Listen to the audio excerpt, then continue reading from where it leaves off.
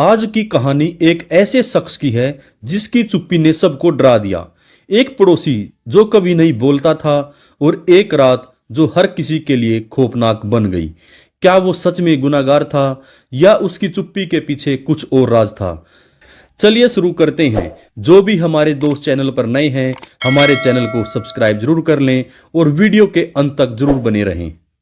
ये कहानी है दिल्ली की एक साधारण कॉलोनी की। यहाँ सब कुछ नॉर्मल था। बच्चे पार्क में खेलते, बुजुर्ग गप्पे मारते। लेकिन एक दिन कॉलोनी में एक नया शख्स आया। उसका नाम था विक्रम। उम्र करीब 35 साल, लंबा कद, चेहरा सख्त और आंखों में एक अजीब सी ठंडक। वो एक छोटे से घर में अकेला रहने लगा। विक्रम की एक खास बात थी, वो कभी किसी से बात नहीं करता, न हाय न हेलो, बस अपने घर में रहता और रात को बाहर निकलता। लोग उससे दूर रहते थे, लेकिन जल्द ही कुछ अजीब होने लगा। रात के वक्त उसके घर से अजीब अजीब आवाजें आने लगी, जैसे हथौड़े की चोट या कोई भारी चीज खिसकने की आवाज। कॉलोनी वालों ने सोचा शायद वो कोई काम करता होगा, लेकिन एक रात वो आवाजें इतनी तेज हुई कि पड़ोसियों की नींद टूट गई। फिर भी किसी की हिम्मत नहीं हुई पूछने की। विक्रम की चुप्पी अब डरावनी लगने लगती थी। फिर एक दिन कुछ ऐसा हुआ जिसने सबके होश उड़ा दिए। कॉलोनी का 8 साल का बच्चा रोहन गायब हो गया। रोहन हर शाम अपने दोस्तों के साथ पार्क में साइकिल चलाता था। उस दिन वो घर नहीं लौटा। उसकी माँ परेशान होकर इधर उधर ढूंढने लगी। तभी किसी ने देखा रोहन की साइकिल विक्रम के घर के पीछे पड़ी थी। लोगों का शक विक्रम पर गया। कुछ ने कहा उसने बच्चे को अगवा कर लिया, कुछ ने कहा वो पागल है, कुछ भी कर सकता है। रोहन के पिता ने पुलिस को बुलाया।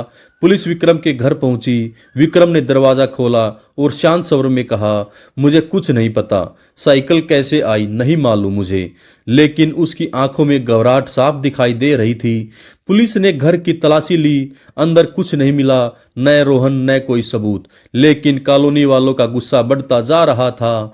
तभी एक बच्चे ने कहा, कल रात मैंने विक्रम को पीछे के खेत में गड्ढा खोदते देखा था। अब शक यकीन में बदलने लगा था। पुलिस उस खेत में पहुंची। वहां सच में एक ताजा गड्ढा था। सबके दिल की धड़कन तेज हो गई। क्या विक्रम ने रोहन को मारकर दफना दिया था? पुलिस ने गड्ढा खोदा। अंदर से रोहन का बैग निकला, उसका नाम लिखा हुआ, उसकी किताबें, लेकिन रोहन की बॉडी नहीं थी। विक्रम से सख्ती से पूछताछ हुई। पहले तो वो चुप रहा, लेकिन फिर टूट गया। उसने कहा, मैंने रोहन को नहीं मारा, मैं उसे बचाने की कोशिश कर रहा था। पुलिस चौंक गई, बोली, किससे बचाने की कोशिश कर रहे थे? विक्रम ने एक चौंकाने वाला खुलासा किया।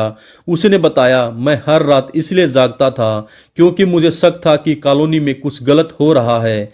मैंने देखा कि चौकीदार रात को बच्चों के पीछे घूमता रहता है। उस रात मैंने उसे रोहन को ले जाते देखा। मैंने रोहन को छुड़ाने की कोशिश की, लेकिन वो भाग गया। बैग वहीं छूट गया। मैंने उसे दफनाया ताकि चौकीदार को शक न हो। पुलिस को पहले यकीन नहीं हुआ, लेकिन फिर उन्होंने चौकीदार को पकड़ा। उसका नाम था रामू। पूछताछ में रामू ने कबूल किया वो बच्चों को अगवा करके एक गैंग को बेचता है। वो विक्रम की हरकतों पर नजर रख रहा था और उसी ने साइकिल विक्रम के घर के पास फेंकी ताकि शक उस पर जाए।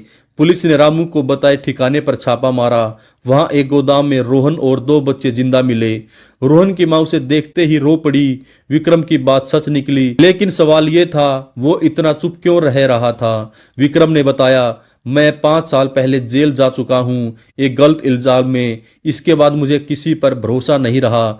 मैं बस चुपचाप अपनी जिंदगी जीना चाहता था, लेकिन जब बच्चों को खतरे में देखा तो चुप नहीं रह सका। रामू को उम्र कैद हुई। विक्रम से कॉलोनी वालों ने माफी मांगी, लेकिन उसने फिर भी वहीं चुप्पी ओढ़ ली और वो अभी भी उसी घर में रहता है और रात को अब कोई आवाज़ नहीं आती है। दोस्तों, ये थी खामोश पड़ोसी का रहस्य। आपको हमारी कहानी कैसी लगी? अगर आपको हमारी कहानी अच्छी लगे तो हमारे चैनल को लाइक, शेयर और सब्सक्राइब जरूर करें। नमस्कार, धन्यवाद, जय हिंद, जय भारत।